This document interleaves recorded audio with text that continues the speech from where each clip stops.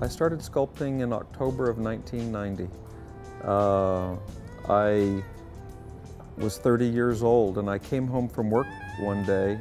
I was making my living in oil and gas, and I had purchased a bronze about 6 months prior to this, and it was in my front room. And I opened the door, I had my briefcase, I was in my suit, and I looked at that piece and something exploded in my heart that said, you can do that. My work is the Old West. Normally I focus on pre-1900, west of the Mississippi, but predominantly I sculpt feelings. I consider myself a sculptor of feelings. I like to explore the edge of the Old West. I'll sculpt a lynch mob. I'll sculpt 12 men in a jury. I'll sculpt a bounty hunter bringing in a dead guy across the back of his horse.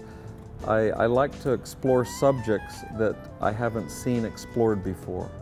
I isolate an emotion, and everything in a sculpture has to contribute to that emotion, be it courage, love, devotion, and every line, every character, every part of the hair that leads to something in the sculpture has to support that particular emotion.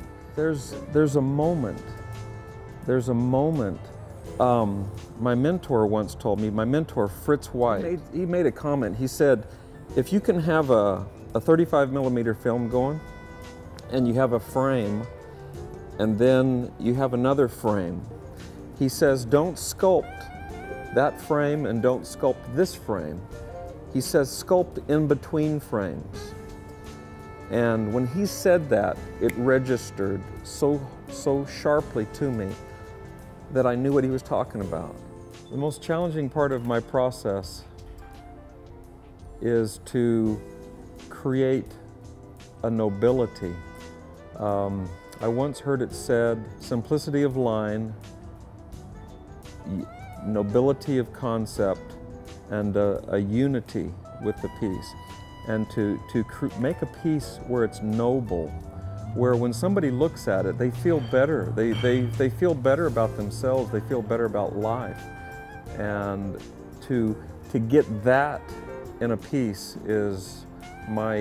seems like it's my eternal struggle, is to get that nobleness where somebody feels better about themselves when they look at a piece of art, such that they want to take it home and their life is better.